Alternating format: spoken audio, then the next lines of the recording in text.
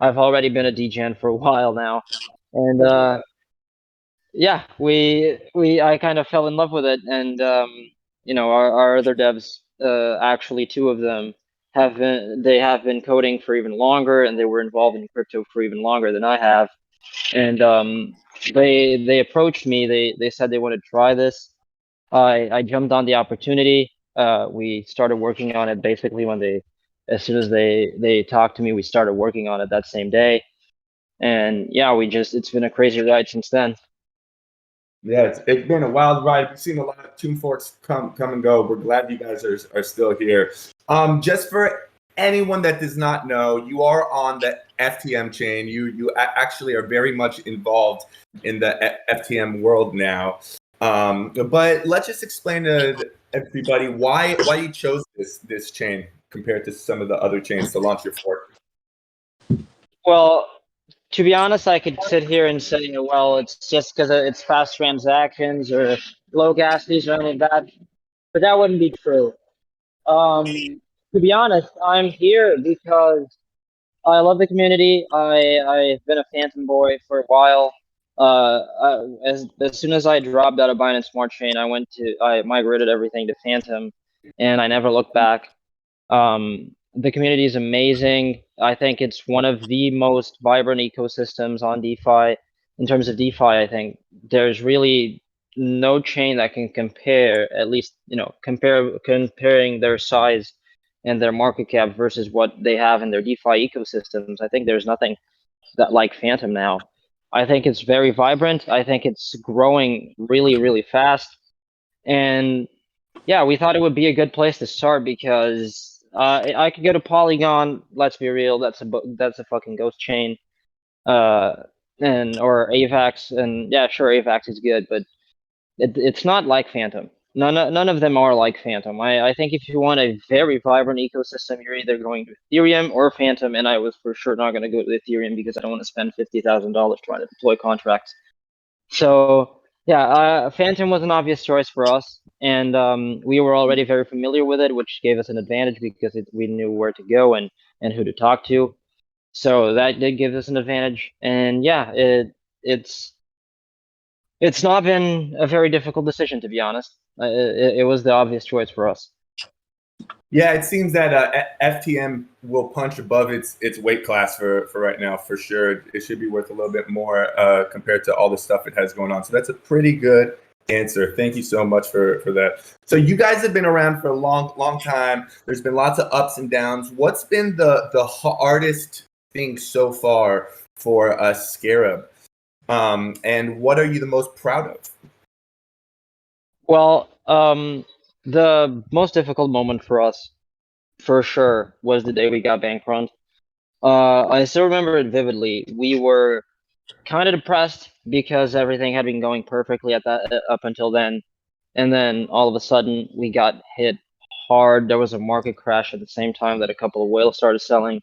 It initiated a bank run event, and we got smacked. It was really bad, and it was very difficult for us because we were doing something we loved, and we doing something we love, and to just watch it suffer all of a sudden, it was pretty difficult to watch, not gonna lie.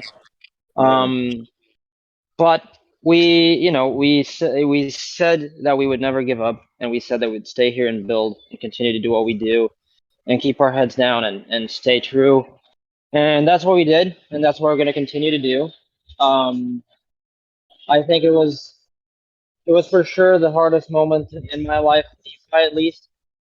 But the thing that I'm most proud of, to be honest, is that we managed to stay alive up until this point after that, because that I haven't seen one Tomb 4 get hit this hard and still manage to survive.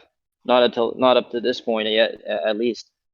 So I'm proud of that because we did manage to hold strong, to do what we said we would do, which is not to give up, continue building, and trying to improve and trying to climb out of the hole, which is what we're going to continue doing. And we're going to reward the people who trusted in us, and we're trying to do what we can to protect their vested interest in us.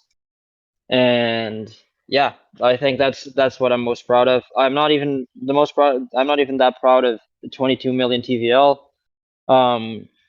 because that comes with having a tomb fork and being, people aping onto you, and all of those things.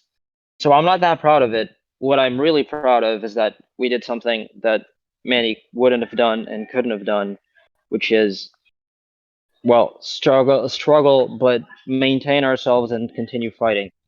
And yeah, I think I am still proud of that, and I'm gonna continue to do what I can to bring Scarab back to where it was, because yeah, it's kind of our duty to the guys who invested in us. Yeah. You guys have done a great job. I mean, there's not enough to be said about devs that's today with their forks. That's more than KYC or all the rest of that stuff. All put together is to see a dev, in the chat, in the community nonstop, not giving up on their fork. That makes us feel great, man. So besides that point, what other type of security stuff do you guys have in place for Scarab? So we got an audit by Certic. We went to the best. We thought it would be ideal. I think it's, there's a lot of, I've been very public about this. I have a pretty big problem with the auditing business in DeFi. I think it's 90% a fucking scam. A lot of these auditing services charge you off their ass, and they put an intern who barely knows how to code looking at it, signs a few papers, and bam, you got an audit. Basically, just spending money for a guy to tell you you're cool, even if they don't know who you are. So we decided to go with the best, because that would be the best way to protect our investors' interests.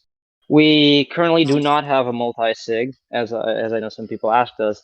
What we basically do is, each of us has access to a specific wallet that is separate on separate computers or on ledgers, and basically this way, each of us has a responsibility and something that they control. And if someone gets attacked, it's never all of our funds at once. And the treasury wallet is kept in a computer that is never turned on or connected to Wi-Fi until we want to do a specific trade or something specific with the treasury. Nice. So we also doxed ourselves to trading tulips over at Tulip DAO, and the guys at Spirit Swap also know who we are. The reason for that is, well, we wanted to make sure that people knew that we were legit, and that people can know that we won't rug them, because if we did, everyone would know who we are. So yeah, those are the current security measures. We've been considering bolstering them. We're actually, well, as soon as they do it, as soon as Chainlink puts their keepers on Fantom, we're going to start using them to automate our transactions, and basically we won't have control over them. They will just happen automatically. That's something we're trying to implement, and we still have to design, because some of the decisions on tomb forks have to be done manually, because they're depends on the situation. It's not just something we could code. So we're thinking of how we can do it and how we can implement this. But yeah, on long term, we want to be, not even us are going to be controlling the system. It just does everything automatically. We just need to develop it, and since it's not something that people on the front end notice so much, we haven't focused on it yet, because it's more of a back end thing to do when we're more stabilized. Right now, we need to bring features that create value, and once we have enough, we can then start working on it. That's great. That's great. You spoke about Spirit Swap, and actually, Spirit Swap has a lot of news with you and the stages that you're going to take next. Could you explain us a bit about sinspirit and about how you guys are going to work with the Spirit Swap? Yeah. So first, to explain what sinspirit is, I first need to start with what in spirit is and what win spirit is. So Let's start at the beginning. Inspirit, yeah, Inspirit is a revenue sharing locking token that Spirit developed. It's basically a wrapped version of Spirit that you lock away for a certain period of time. The minimum period is 2 weeks. The maximum period is 4 years, and you get more in Spirit to the Spirit that you put. the longer you lock it for. And it gives you access to a few things. It gives you access to governance power on their DAO. It gives you access to boosts on their boosted farms, so your APR will go up. And it gives you access to their weekly revenue sharing emissions. Basically, they do a distribution of spirit weekly to win spirit holders. And wrapped in spirit, so win spirit, is basically a liquid version of that designed by another protocol. So for sinspirit, you take your spirit, you trade it with us 1-to-1 for sinspirit, and we take your spirit and we lock it permanently out of circulation forever, giving our protocol a position in spirit, which gives us access to a few things. It allows us to get the boosts for the boosted farm. And with those boosts, we can then, on our platform, have yield optimizers that have the boosts without you needing an in-spirit position because the protocol already has it. And you would be using our yield optimizers. Basically, we take a piece of the profits, and it also gives you access to weekly emissions like InSpirit does, but for InSpirit holders that place themselves in their vault, and we take a piece off that cut too. Essentially, this gives us a few things. It gives us obviously a new revenue generation tool. It allows our holders to have a parallel investment to SCARAB that is lower risk and still helps our protocol. So if you're using sinspirit, it's not a very high risk investment because basically we have to guarantee that sinspirit is going to be around the value of spirit, and to us it's not very hard to guarantee that because basically for every sinspirit that's being emitted, we're getting spirit. So we have something to back it constantly, and we can control that price, and we can take a cut off the top to then help the RPEG and help SCARAB and create a revenue stream for our protocol. So our plan of action right now is this: we're gonna launch. I'm actually gonna buy a lot of sinspirit from my own personal wallet to add liquidity to the pool that's gonna be created on Spirit Swap. Basically, on launch, I'm gonna be using my personal wallet to do that. That way, we immediately have a little bit of liquid in spirit position. That way, we can assure that people are going to have the boost on our farms. And we basically, as a protocol, initially, all of the spirit that we're going to be getting is going to be used to get more sin spirit and basically create LPs of sin spirit and put them on that farm, because we want to be the biggest liquidity provider on that farm, to ensure that our revenue stream is bolstered as much as we can. And then it also gives us access to something very cool, which is our protocol gets a lot of governance power over on Spirit Swap, and this allows us to do cool things like, well, pass a proposal to, for example, let's say we wanted to be able to stake bonds on Spirit Swap. We can actually try to pass that proposal, and because of our massive position in InSpirit, we have enough governance power to influence that vote. So it opens up a lot of doors for us. I think there's so many ways in which it can help the protocol and just help our longevity, because let's say even if we're struggling for a bit, I can be helping the protocol and keeping it alive while using sinspirit, which is sustainable in and of itself, and it can help us sustain our protocol, and continue accumulating for an event where we'll basically be using all of the funds we accumulated over a period of time and get us to peg on pieces. Basically, when we have enough Fantom and Spirit ready to go, we're going to be preparing an event where we'll basically spend like 1 or 2 days straight just trading on ourselves, just buying a little bit, letting people leave if they want to, and shake off paper hands as much as we can, and continue buying and buying until we get ourselves to peg. So we're preparing for an event like this. And sinspirit is a great way to give us access to that and to bolster our revenue streams. Yeah, it seems like Spirit Swap and you have got hitched, and you're going to bring in the whole economy that they have to help stabilize the Scarab fork. That sounds pretty Well, awesome. It sounds like you guys we are love, going up with it. yeah, we love the Spirit Swap team. The guys are great, to be honest. Like we've gotten to know them a little bit. They're amazing. And I think it's favorable for them too, because if Scarab is healthy, for example, when Scarab was at 22 million TVL, we were actually the third or fourth biggest volume driver on their platform.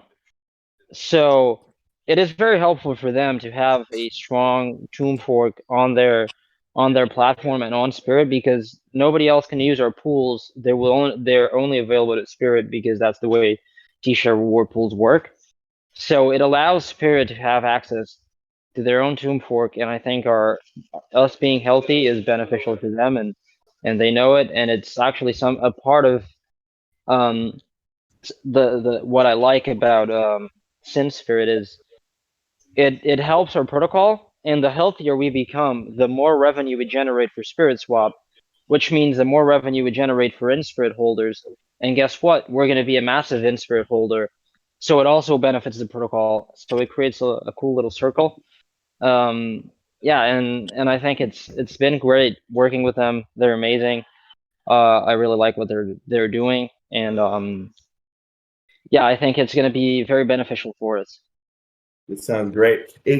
Is it just you on the team? I mean, you've mentioned a few teams about the devs. So there's more than one dev involved here, right? Yeah, so there's two devs that people are probably familiar with, me and the Mummy. Okay. Then there's two other devs who work more on the back end. Me and the Mummy usually take care more of the business side of things, even though we're both developers too, and that we can both code, and if needed, we're both coding. But yeah, we mostly handle the business side of things. And I take care of negotiations, partnerships, setting up AMAs, going to AMAs, all that stuff, and the Mummy handles community stuff and things like that. And the other two backend devs is basically one is on full stack and one is on Solidity, and this is how we work. One of the devs is not even on Discord. He's not a very people person, so he doesn't really show up. He sometimes pops in to check by, but he's not very much a people person. The other dev sometimes shows up, and people love it when he does. It's Two-Ton Camon on Discord. He loves to screw around a little bit with the community sometimes, so he pops up That's fun. to say hi and things like that. But yeah, it's four of us, and then we That's have basically an external team with more members that we pay. nice. So you talked about how this thing with Spirit Swap and everything is going to help with the peg. The peg is a word that's used a lot, and every dev thinks about the peg in a whole other way. Some think that the peg is false and it's just a mind trick. Some think the peg is a thing that could be attained. Some think that the peg is a thing that has been attained. What is your view on the peg and how it plays into everything, and if you guys will be able to to attain a strong peg? Well, I think certainly there's a point to be made about the way people refer to the peg. Sometimes I feel like people feel like the peg is something that is always attained, is attained through price fluctuations on Fantom and things like that. Some people believe that it's basically a giant lie, and that the system is broken. My belief is sort of in the middle. So to me, it is possible to attain the peg and to maintain a stable price versus Fantom, but I think the protocol needs changes for that to happen. The protocol, the way it's designed now, it doesn't work. it takes a lot of money, and to actually maintain the peg, you need something to stabilize that, to give you that value. For us, we always saw this as one way. We need collateralization. We need to be able to back up part of SCARAB. If we don't have anything to back them, then we don't really have anything. We just have speculation. And that speculation is not going to hold the peg for you, because as it goes great, it's awesome and it seems unstoppable, but it only really takes a couple of whales making giant candles for all of that speculation to go out the window. If you're counting on speculation alone, you're going to get screwed because the market isn't always green. So we need something behind you that will give you a bottom. I think it's based on a few things. I think it's based on community trust. Once the community sees that you have a way to control the peg, that you have a way to actually stabilize it, that you can bring it back because you have the funds for it, they feel a lot more safe. For example, in Tomb, people are there and have been there because of Harry, because they know that, because they know that ook andere gegevens kunt weten komen of zo, want dat is zo'n dude. Ja, dude, dus hij piemel en al, en dat hij zo fucking en zijn bed ligt met een ding aan. Ja, echt wel. Ik weet het. Dat we daar kunnen achterkomen wie dat is. Ik weet niet. Nee, moeilijk denk ik. Yeah, but we're here. It seems that your microphone cut off just a little bit. Echt niet. Ik weet niet of dat moeten Can you mute her? I'm getting. Op Google eens zoeken, maar ik weet het zelf niet. I'm trying to mute someone. Well, strijk gewoon screenshots. Oh, that's fine. We did. Okay, you just take a second. Yeah, okay. I sorry. I can listen to myself speak because someone's talking. But like I was saying, people invest in Tomb because they know Harry's gonna do buybacks and has the funds to keep them at peg, and that confidence really matters. It's how it's holding up. So I believe that we need two things. We need enough revenue to give us a bolstered treasury, bolstered enough that people just seeing that we can control the peg, it makes them a lot less antsy and a lot less scared to invest, a lot less nervous. It makes bank runs a lot more unlikely because, yeah, if I get hit and I'm 20% down because a couple of people made giant sells, and I'm looking at a tomb fork and thinking, yeah, this is very unstable, I'm scared, of course I'm going to leave. But if I'm looking at the tomb fork and they're telling me in my treasury I have enough to back up everything they sold and more, that way I feel a lot more comfortable because it's like, okay, keep selling, I'm probably going to keep buying because these guys are going to do a buyback large enough to make me go at peg, so I'm going to be at profit. And that is what we need. That confidence is what we need. That trust is what we need. And to do that, you need funds. And that's what we're doing right now, is we're trying to acquire those funds. Because the only way the system is sustainable is if it makes sense. If you don't have any backing to your emissions, it doesn't really make sense.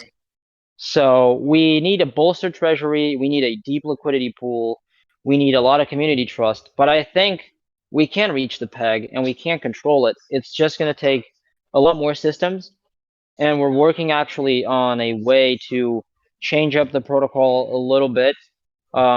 We're developing some things that we're going to be unveiling in the future, but yeah, we don't. Basically, what we're seeing is this protocol doesn't really work unless it's tweaked, unless there are drastic changes that are applied, and yeah, that's what we're working on right now. Oh, that's great. It seems like someone is speaking really quickly. Let's see who's speaking. Any one of us speaking? All right, I'm gonna get back to it. All right, so you mentioned in the past about trying to add the liquidity to sinspirit. Will the liquidity be added in FTM or in SCARAB? And is there a time frame for the launch of that? No. So liquidity for sinspirit is launched in Spirit because it's traded 1-for-1 with Spirit. The launch date is today at 10 p.m. GMT. So 3.5 hours from now, we're going to be launching our sinspirit model. I'm gonna, like I said, I'm gonna be adding liquidity. I'm gonna be probably the first liquidity provider, if not the second or third, depends on if people beat me to it or not, because I'm gonna have to do it at the same time everyone else does. Right. Yeah, I intend to be adding liquidity as best as I can, not just because it will give liquidity for our new token, but also because it will give our protocol enough in spirit to begin with to provide the boost to our farms, which is very important because it really is one of the giant pieces of all of this, is having those boosts. So yeah, that's something I'm gonna do as soon as we're up on launch. We should have, I don't know, like $10,000 or $20,000 of liquidity, something like that. And yeah, I sincerely don't really mind taking the hit. I'm trying to help Scarab, and this is one of the ways we can do it. Yeah, it's been a tough road, but I'm so happy that we're gonna have this launch, because I really see it as an opportunity to attract a whole new crowd of investors and to give another stabilizer point for Scarab, because it actually doesn't take that much money if we play our cards right to get us up and to control our peg. We just need a solid revenue stream, and this is what we're going to be building with sinspirit. Yeah, this is great, man. You said 20K you're going to infuse into the whole sinspirit. Is that each day, or is that just at first? I mean, what's the schedule on that, or just kind of read it as it goes along? Excuse me, I didn't understand. I'm going to use my spiritual. Oh no, that's fine. There's been a mention for 20K from sinspirit to buy back Scarab. Yeah, so the way we're gonna do it is the first thing we're gonna do is as soon as we're getting revenue and we're getting spirit for the protocol, we're gonna be breaking it into LPs, make sinspirit spirit LPs, add more liquidity to that pool. We're gonna be doing this for, well, we're thinking it's probably gonna take a week, maybe less, maybe a little longer, depending on how everything goes, to bolster our revenue. After that, we're going to be accumulating Spirit and Fantom to do buybacks of Scarab, over time. We aren't seeing, a lot of people think, okay, they're going to use Sin Spirit as a shot in the arm and just get themselves to peg. And if it creates enough hype and people start doing a lot of buys, then sure, we can do that. But my strategy right now is to build up, because I don't want to be reliant on anyone else to get me up to peg. If I don't have enough to get me up to peg by myself, then I don't want to be reliant on people, because that's the confidence that Harry has. For example, he knows he can get to him to peg without needing other people. That confidence matters a lot. It makes a big difference. So that's what we're focused on. We could be doing precipitous buybacks of Scarab and even buying Scarab now, but we would be used as exit liquidity and be wasting money. And that's not we can't afford to make mistakes like that right now. We need to be very tactical. We need to be very careful with how we approach this, because it's a difficult game and we have to win it. So Right. we're going to be very careful about how we start investing and how we start using our revenue to buy Scarab, because we need to be very precise about this. And I know it's going to have to take a lot of patience from the community, because they might be looking. I'm going to be honest. You might go look at us and have $50,000 in the treasury, and I still tell you, if we're not close enough, I'm not going to do buybacks. And the reason for that is I'm not going to waste all of that money, because if I do that and then we get dumped on, we're all screwed. So I'm going to have to be careful. I'm going to have to ask the community to have faith in us.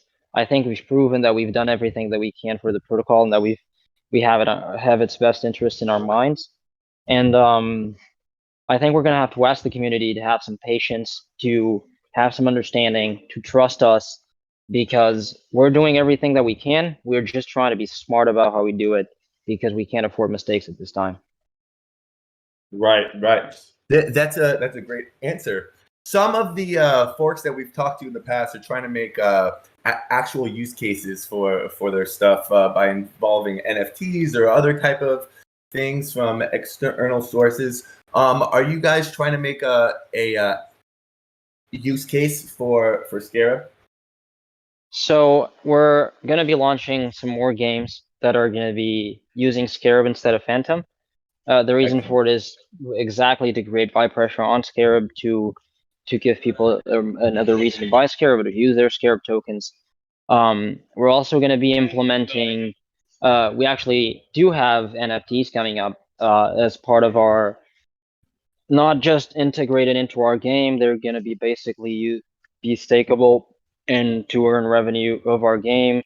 But they're also going to be usable in a gamify UI that we're going to be developing, and we already have an artist working on the NFTs. I can actually drop a sneak peek over here in a little bit of one of the NFTs. That obviously this isn't the full one. It doesn't have the props and anything like that where I can't reveal too much yet. But yeah, we already have an artist working on our NFTs. They're looking pretty cool. Yeah, there's a pixelated style that we drop. I'm gonna be dropping it here. Let me just find it. Okay. Yeah, that's cool. And we've got a NFT part of our Tomb Raider chats, and so there's a little thing you can just drop that in there when you guys have some and you guys have a launch that you want to put out and share with the Raiders. Just go ahead and drop it in the NFT section. We would love that. Yeah, we should. I'll do that for sure. Okay, all right, I'm just gonna ask you real quick. Everybody needs to make cash. Everybody needs to make cash. The investors need to make cash, and the devs, they should make cash. What is your strategy for profits with this? Like, how are you guys going to take them? How are you going to avoid a huge dump when you do take them? And just like, what's your view on that? So our view on taking profits is simple. Obviously, we're here to make money too. I'm not Mother Teresa. I didn't do this just to make everyone else money, obviously. But our strategy has been the same from the beginning. We actually, when we're above peg, we take profits every 6 hours. The reason we do it every 6 hours is because we don't want to amass Scarab for like 5 days and then do a dump, because that's dangerous. So we try to take profits every 6 hours. We are actually very, very carefully about how we dump. For example, even on our DAO, sometimes when we were above peg, we dumped Scarab for Fantom when we were vastly above peg and just left it in DAO for buybacks. The reason for it is, well, if you're massively above peg and the protocol is designed to push you down, it's smart to drop that Fantom because the treasury and the DAO are going to need funds. So that's something we do. But on our profits, basically what we do is every 6 hours, the dev cut, and every 18 hours, 10% of what was farmed in the treasury is used as payment for us. That is what we take. It's the dev payment and 10% of the claim every 18 hours that we have on the treasury, which actually was never that big, to be honest. But that is how we do it. How we minimize our impact is very simple. If I'm gonna have a big price impact, I can't sell that much, and we usually slash it if we have to. If I'm close to peg, we see that we're gonna do damage. For example, we've never put ourselves below peg because obviously that is a very dumb move. I'm not gonna pay myself and dump my fucking printer. That would be stupid. So we are very careful about how we do it because we can't affect the peg. And then our second rule, and we never dump GSCARAB, at least when we're above peg, not to pay ourselves. We might dump GSCARAB to buy Scarab, but we don't dump GSCARAB to pay ourselves. And you actually get like 80 GSCARABs every week. Like it's part of the Tomb protocol. I think every Tomb protocol receives 80 shares tokens every week or something. We actually didn't dump ours for ourselves. We got it in dev fund, and we used all of that GSCARAB to do buybacks of Scarab when we were falling. and now we just stacked it up into what we have in a treasury. Yeah, well, when we're below peg, it changes completely, because when I'm below peg, we actually don't take profits. We haven't been paid in a while. Yeah, we can't, because if I dump GSCARAB, I'm dumping a resource that I need to buy SCARAB, and I'm also dumping it while it's cheap, which is also a mistake. So I can't take profits out of GSCARAB, and I can't take profits out of SCARAB, because, well, if I'm under peg, I'm not going to make the problem worse. So actually, when we're under peg, we unfortunately cannot pay ourselves. It's an unfortunate situation, but it is how it is. Yeah, those are our rules and our strategies to collect payment. We think it's the most fair, and our vested interest is in keeping the protocol alive. So we always try to be careful, because I know that if I keep the protocol going for as long as I can, that makes me more money in the long run than just trying to be greedy and dumping on myself and ending up ruining my protocol by taking massive profits. So yeah, that is our strategy for taking Absolutely. profits with our protocol. Seems fair, and it seems like a long-term view, man. That's the truth. I'm just gonna ask you real quickly a question. I mean, like, we know that Harry came around. We know at first he was upset about the forks, and then he spoke to some folks, and he settled down, and he kind of jumped on board with a lot of these forks. You mentioned that Harry is responsible for keeping Tomb alive and well when it fell over there in the beginning. What is your view on anybody being able to own code on these forks, or do you see this as a thing that will change every week, and then there'll always be new code and you can't own a code? Well, I don't think you can own it. The MIT license that he pointed to when he made the original tweet is a public license. That is the meaning of it. It's public. So everything is open source in DeFi, and I think it should remain that way, and I think it will remain that way. And we should be very worried if someone can actually change that, because, well, it's going to slow us. It's going to slow us down, because the way we move and the way you can move faster is by people being able to take what someone else did and build upon it immediately. If I launch something today that people find, that it's good, that it's a good idea, that it's a solid foundation, tomorrow they can be working on it and putting their own spin on it and trying to improve it. And this is how we really grow in DeFi. It's why our ecosystem is so vibrant, because it is a coder's playground. If we suddenly make everything, private, and you can't take other people's code, or you can't use it, it's gonna be creating massive issues, because it's gonna slow down our process by a lot. It's gonna make it a lot less competitive. If we allow people to start suing others based on copyright infringement, we're gonna allow whales to basically run the game of starting new projects, because they're going to have the power to stop everyone from doing it. And it's going to take away one of the most gigantic advantages that DeFi has over traditional finance, which is anyone can do this. Like, anyone who knows how to code and who knows what they're doing and has a good understanding of what they're trying to do, they can try and they can succeed, because it's all decentralized, and investors can find your idea interesting, see that you've made a good implementation, find it appealing, and put their money in it. And it's easy to find them if you're doing things well. So if we allow someone to then come around and sue this up and coming project that the dev has been building because they used some piece of code that was theirs, this is going to stunt that growth, because now massive projects that are already established are going to kill their competition before it even starts. And we can't let that happen, because it's going to kill our DeFi ecosystem very quickly. I don't think he's going to follow through on that one. I think it's a bad move. It's going to open up a massive can of worms.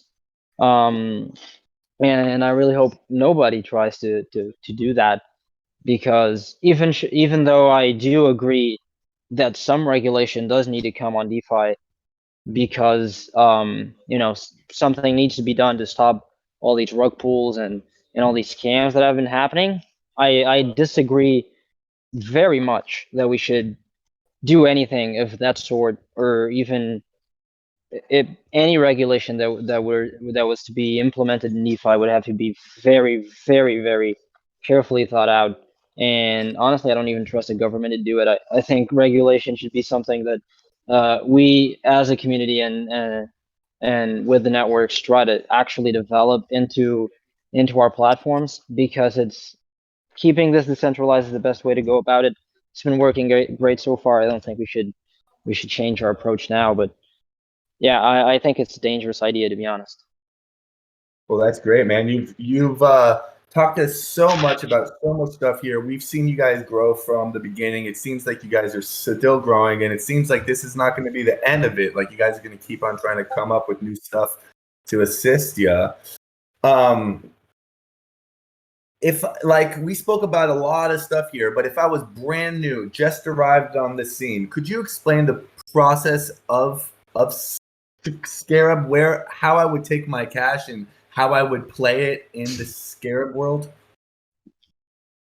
Well, now that we're under peg, I would do this. As soon as after the sinspirit launch, if I was investing, I would be thinking, okay, I think SCARAB, I would be, as an investor, I would be thinking, okay, SCARAB might be a risk investment.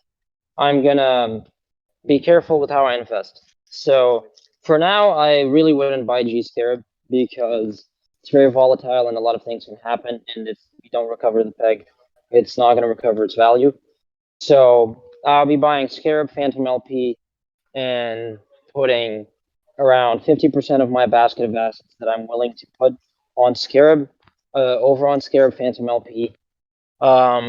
Use my GSCARAB, or use the auto compounder to basically compound my GSCARAB onto more SCARAB Fantom LP. Or if you want to play it differently and do want to accumulate some GSCARAB, if you believe that we're going to go above peg, then I would stack up my GSCARAB as much as I can and wait till that happens. And then I would put my other 50% of my basket of assets into sinspirit Spirit LP and just farm there. Maybe go to our auto compounder and farm with it. And I think that would be a solid approach to well, to just having a safe, relatively safe investment, because sinspirit can run independently of SCARAB's condition. So you really protect half of your investment right there, and you can be invested into something that gives obviously greater rewards and has a greater payout, but obviously comes with a little bit of greater risk. So that is how I would play it if I was an investor going into SCARAB right now. Yeah, I think you broke it down and explained it very well for us. Is there anything else that you'd like to add? I want to thank you guys for coming. I want to thank you guys for listening in. We have been working very hard to continue bringing new things. We have something very cool planned after sinspirit, and I can also drop a little bit of a sneak peek and say that we might be going into the Beats Wars too. But yeah, I can't reveal up too much on that yet. And yeah, we're preparing very cool stuff. We're gonna continue working. This doesn't really motivate us. I don't really care right now what the peg is, as long as we can continue building and as long as we can continue improving. I know that the more we create that has real value and generates real revenue, the less I have to be worried about what if I have enough people coming in, because I can maintain myself almost independently. So we're going to continue working towards this goal, because it is how we view this ever going successfully. And yeah, we're trying to create an ecosystem that doesn't rely on having a single giant whale or a single guy controlling everything and controlling the price. We're trying to do this like it's supposed to be, which is decentralized. And yeah, it's a difficult game. We're going to continue doing what we can. And I want to thank everyone who supported us so far, because it really means a lot. We couldn't do it without our community, and we couldn't do it without the guys that trusted in us. So I want to thank everyone for that.